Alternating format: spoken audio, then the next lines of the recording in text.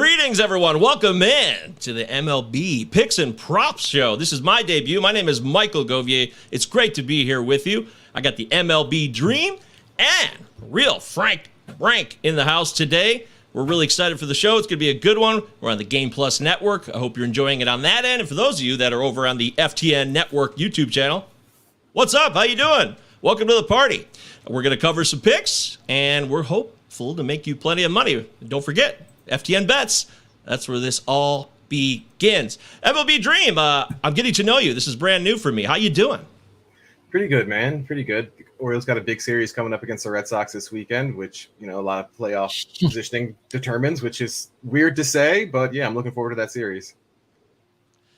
Yeah, I used to live in Maryland for about 2 years, went to Camden Yards all the time. This was around 2018-19. Nobody cared. You could get the best seats ever. I saw Mike Clevenger throw a 94, less than 2 hours. It seemed like it was less than 2 hours shutout. It was 2-0. The game was the quickest game I've ever seen, and he was just boom, boom, boom, boom, dealing. It was very cool. Beautiful stadium as well. Frank, how you doing, my man? Welcome to the show. It's good to have you aboard. I'm excited to be doing this with you. Yes, sir. Thanks for coming. It's Meaney's such a drag, we got to get rid of him every now and again. And the Pirates have a big series against the Reds this weekend as well. Pittsburgh will be bumping. There'll be 45 people at the stadium. It'll be a good time. Yeah, I might have a pick related to the Pirates coming up. Don't forget, FTN Bets. That's where you can get all the picks, all the plays. It all happens right there. And when you need to win, I think this is the place to be. I've reviewed some of the previous videos. Chris Meaney is a legend, and I'm grateful that he even let me step into his shoes. I mean, I don't know how I'm going to pull this off because he is so incredible. And he really is. And I just hope that we can make you guys some money today. So as we get into today's events, let's start off with my main man, Frank here. Frank, what are we looking at for you today on your plays? Yeah, a little bit of a gross one to start. We can start with the Astros a bit. Lance Mccullers going for Houston, making his second start of the season. A guy that is not, a stranger to late starts into seasons and long-term injuries and things like that. But the time that he does pitch, he's quite good. You kind of got to see the whole realm of his stuff against Oakland in his first start at Oakland.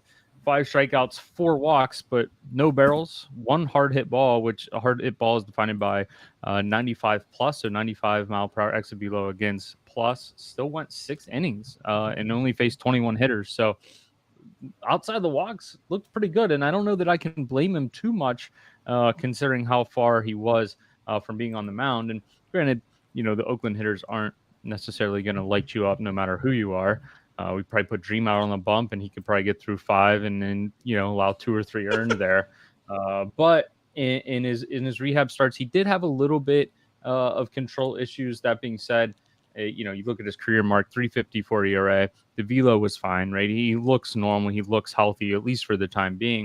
And he's going as a decent-sized dog to a Braves team that has been pretty good over the last, 4 to 6 weeks. But Kyle Wright on the mound, too. Started off the season kind of on fire and has regressed quite a bit since that little bit of a good start. You see the 3.14 ERA has slowly been climbing. His xERA in the 4.07 range, his FIP in the 3.68 range. So he's close, right? Like he's close to those numbers, but he's not quite a 3.14 ERA pitcher. So I think we're getting a little bit of a better number. You look at most projection systems, including my own. He looks more of like a low 4s ERA pitcher, especially on a park neutral setting. McCullers, I think, having seen his first start and seeing the velo and the stuff, as long as he controls the walks a little bit against his Braves team, I think he can rack up quite a few strikeouts. I like McCullers. I think you're getting the better pitcher. Granted, on the road, you're getting a similar or better lineup, getting a similar or better bullpen, and you're getting plus money on it. The real disadvantage is that they're on the road. But I do like Houston here in this spot against Kyle Wright and the Braves. Yeah, and Frank, I haven't checked the home records win percentage lately, but if I'm not mistaken, the home win percentage was down generally on this season. I think it was close to 51% last I checked. I'm with you here pretty much to a T. I think it's kind of an ugly side, but at plus 113, I really couldn't pass up Houston here. I do think they have the the offensive advantage. One thing I don't like though is the fact that Dusty used Montero last night in a 21-5 game. I would have preferred to have him on full rest going into tonight. So that move didn't make any sense to me. But you mentioned, I mean, he didn't give up any hard hit balls against the Athletics. The one thing that I didn't love about when looking at McCullers' numbers is he didn't get his swinging strike percentage was a little bit lower than his career, and they definitely did make more contact than usual. So that's one thing to watch for. It's one thing I'm a little concerned about. But I mean, I agree with you here. It's kind of hard to pass on the Astros at plus 113. And I think the Montero usage was because he hadn't pitched in 3 days. In his previous start, he gave up 3 earned, no outs against the White Sox. So I'm thinking that they just want to get him some run. I still like Houston here. Sans one reliever. You know what's funny is I laughed before because I thought about when I picked up McCullers on an auto pick in the preseason. I was doing a NFBC draft champions. So that's it. 50 rounds, do or die. You're stuck with the team you got. There's no fad. There's no pickups. And when I got auto drafted on McCullers, I got really depressed. But after this long delay, and I honestly did not think, Frank, I didn't think he would pitch this season. I really didn't. Forearm strains, flexor strains, all this stuff in here. When there's an injury, 8 times out of 10, party's over, right? So I'm grateful, and you should all be grateful that he's pitching today and might get us an opportunity to make some cash. Yeah, for sure. In that area, especially for a guy that has had issues in that area, big-time issues in that area a handful of times. Exactly. Definitely concerning, but maybe he's used to it by now. Maybe, you if they get the real Lance McCullers coming into the postseason, they're already, top 3 or 4 team in baseball, and now they add a very quality starter. I mean, you look at teams that made moves at the trade deadline, and this one would be one of the more impactful ones if that were to, if we look at it in that realm. That's a really good point, Frank, because even in his last couple of rehab starts, McCullers was talking about how he wasn't that worried about his velocity and that it's fine, and he was most concerned with working on the shape of his pitches, and that's really what he nailed down in the last 2 rehab starts. So I think that's really part of the reason why I don't really mind backing him here. Yeah, that curveball is one of the best pitches in baseball. It really is. Curveball, we've learned over the past 5, 6, 7 years, the more you throw curveballs, if you can be a heavy curveball pitcher, you can dominate as a strikeout pitcher. So that's definitely McCullers' bag for sure. Don't forget to, as they say, smash. Everybody says smash the like button, so I guess I'll just follow the trend. Smash that like button here on the FTN Network YouTube channel, and if you like what you see, there's more at ftnbets.com. And we're on the GamePlus Network as well. Let's move on to the next one here. What'll it be? Drum roll, please. I wish I had a drum roll. I would love to do a drum roll. Yeah, so you saw it already, I guess, if you were watching on YouTube. We've got White Sox Guardians over 7.5 plus 100. Now, neither offense here is really going to light you on fire, right? The Cleveland almost like singles you to death. They have long at bats. They foul off a bunch of pitches. They don't really strike out. And I don't mind that so much. Going up against Lance Lynn tonight, he has a 5.62 ERA, another guy that got a little bit delayed coming back from injury to start the season, a pitcher that I've always liked. But you're starting to get him on the north side of 35 years old now, coming off an injury, right? Like the warning signs are blinking. A guy that had a 2.69 ERA that was backed up by a 2.72 xERA last year, right? Like he wasn't even lucky and still pitched to an extremely good mark. And we're getting him now after the injury, and he looks to be a little bit worse off than what he was. He's still throwing a lot of strikes, but he's getting barreled up at a 9% rate, a guy that typically does limit barrels very well. And I think the Cleveland's going to have, some success there. And you don't need a lot of success in 80 degree sunny weather in Cleveland tonight to have ideal hitting conditions against a pitcher coming off injury that has struggled a lot. And the White Sox offense looking a little bit better lately, also facing a guy that profiles very similar to Kyle Wright, like we just talked about. A matching 3.14 ERA for Tristan Mckenzie tonight. He's got a big drop in strikeouts this year because he decided to throw more strikes. He's sacrificed some strikeouts for the benefit of the walk rate, and that's where we've seen improvement. But another guy with a barrel rate north of 10%. He struggled with that his entire career. So we're seeing xERA 4.04, FIP at 4.10. He will certainly regress. Most projection systems, again, have him in the low 4s area. So I think we're getting a little bit of a light number, mostly because these offenses aren't going to set you on fire regardless. But Both these pitchers, I think, are a little bit worse than what most people think they are at the current moment. So with the barrel rates, with the ideal hitting conditions, Cleveland Stadium plays fairly big, but 7.5 is, especially at even money or plus money hanging out there, is not a high bar to reach. So I do like the over here at 7.5. MLBDream, anything to add to that one? I mean, yeah, I like Frank's side here, especially with both of these teams having two of the lower strikeout percentages in baseball. We should see a bunch of balls in play, and yeah, Lynn just hasn't looked right this season. I mean, his FIP is 4.28. I think it's the highest of his career. Expected ERA is still above 4. So yeah, no, I like your over here, Frank. I am a local Metro Detroiter. For those that don't know me, I've born and raised Michiganders, they call them these days. So I know the AL Central very, very well, and I will say that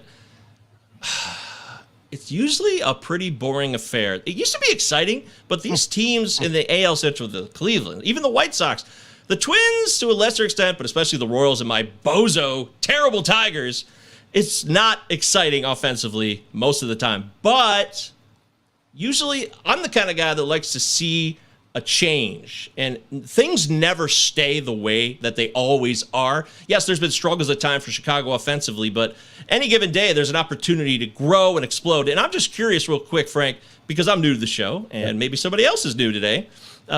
What do you look for when you try to lock in a pick? I'm sure there's certain parameters that you go, hey, okay, ABC doesn't meet this requirement.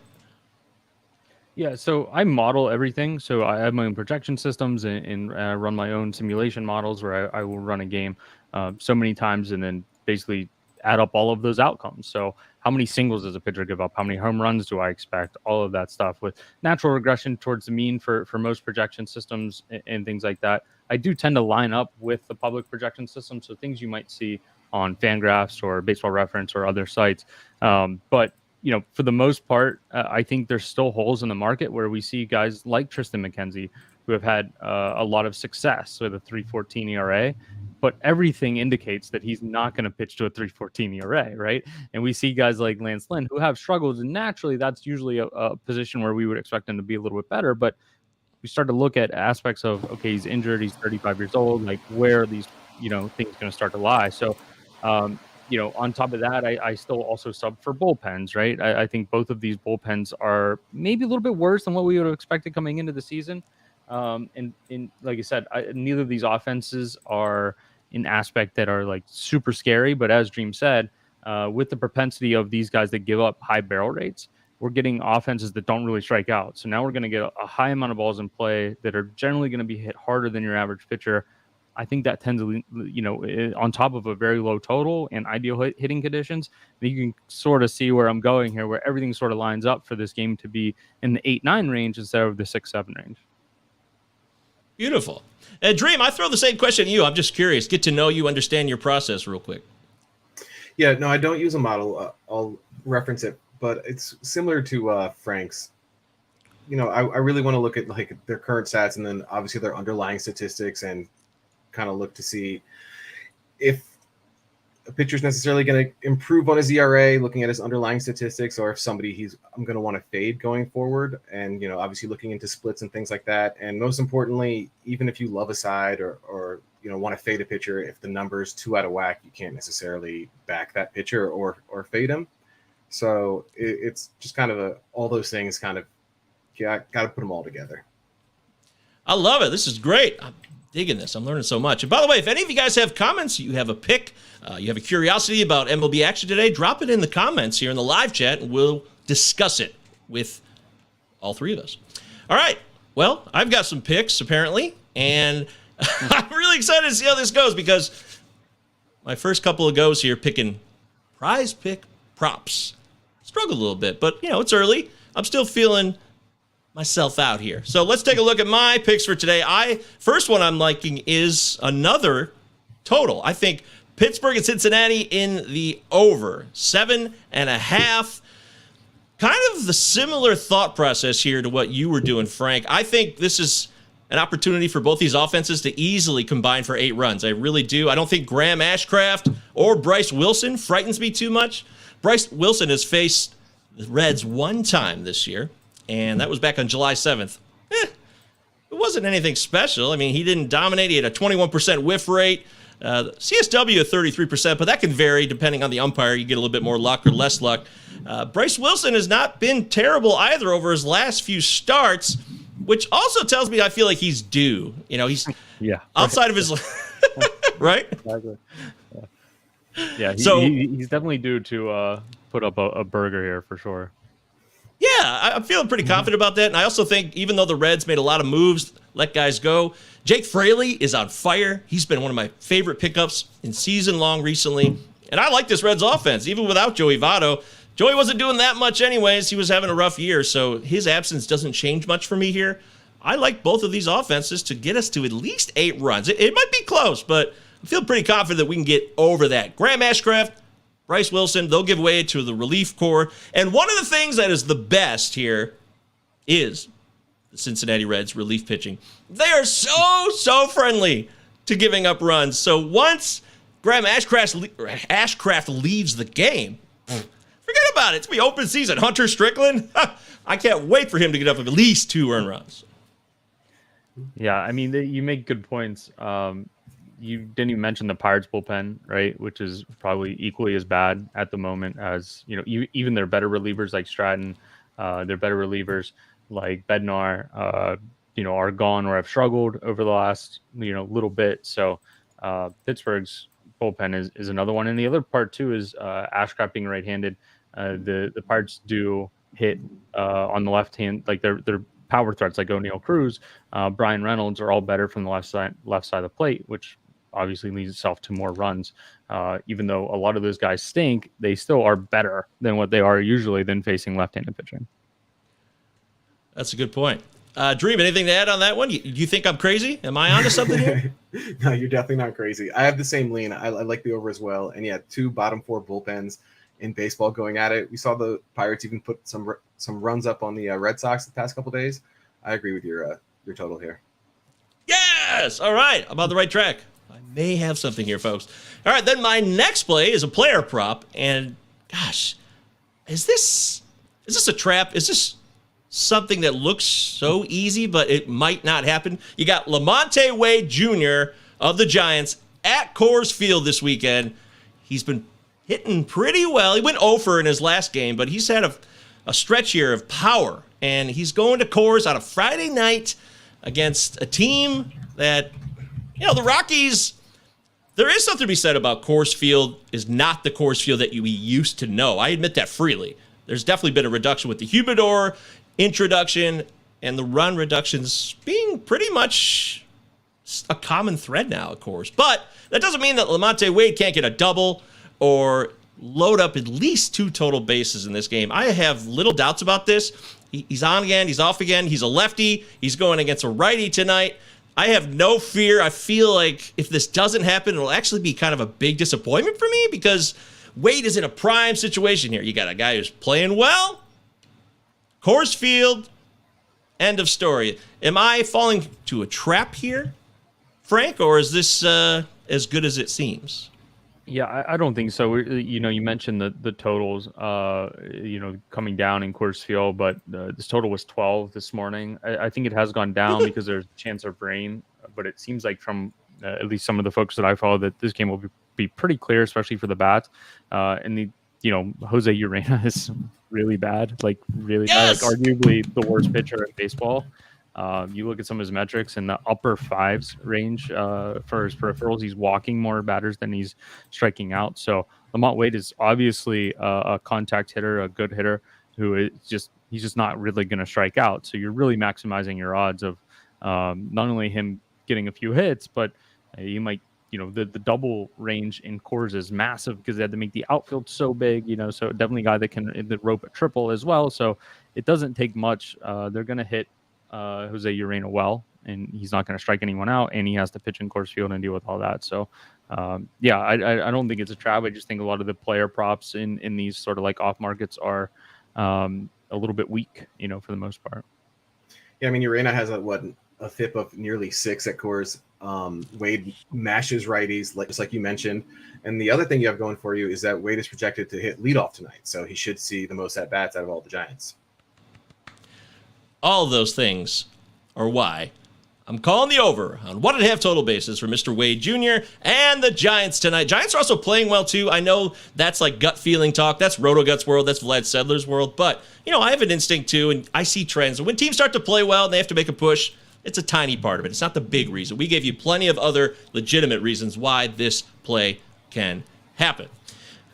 All right, so those are our picks for tonight. I'm pretty confident here. Anything else that you guys want to cover here before we close out? MLB weekend's coming up. Are you guys going to hit the town? You going to go to a game? I've got the legends. I've got 2 legends in my city tonight. We got Mike Trout, Shohei Ohtani in Detroit tonight. Trout is supposedly supposed to return for this series. I think I got to get down to Comerica Park and see these guys play because Ohtani himself is just such a treat. Yeah, for sure. Dream, go ahead. What do you have one here for? Just really quickly, I went ahead and bet Snell over 7.5 strikeouts at plus 117. I don't love backing a pitcher when they recently faced the same opponent, but Snell dominated the Nationals last Sunday. Over 22% swinging strike percentage, C contact percentage in the 60s. Those are DeGrom type numbers. Snell's top 10 in both swinging strike percentage and K percentage, and since July 1st, he has a strikeout percentage of 38%. For a slider on the season, he has a strikeout percentage of 43%, and the Nationals are just outside the top 10 of strikeouts against that pitch. So, I mentioned earlier this week, the Nationals are a completely different lineup without Bell and Soto. On the season, they have the 6th lowest strikeout percentage versus lefties, but over the last 30 days, it's 29.5% overall. And versus lefties specifically, since the beginning of August, they have the 8th highest strikeout percentage at 27%. And we'll probably get 8 righties in the Nats lineup tonight, but Snell actually has a higher percentage of strikeouts versus righties this year at 32%. So I know it's a big number, but at plus 117, I think Snell could get to 8. By the way, what I did there was just a total rookie biff on my part. Yes. How could I forget your play here? Blake Snell, over 7.5 Ks. I love it. Blake Snell's been on fire. 38% K rate? Woo! That is intense. Yeah, and we talked about McCullers coming back for Houston, maybe an equally good sort of like, I know he's been around before the trade deadline. I think he's had, 15 starts Snell has had.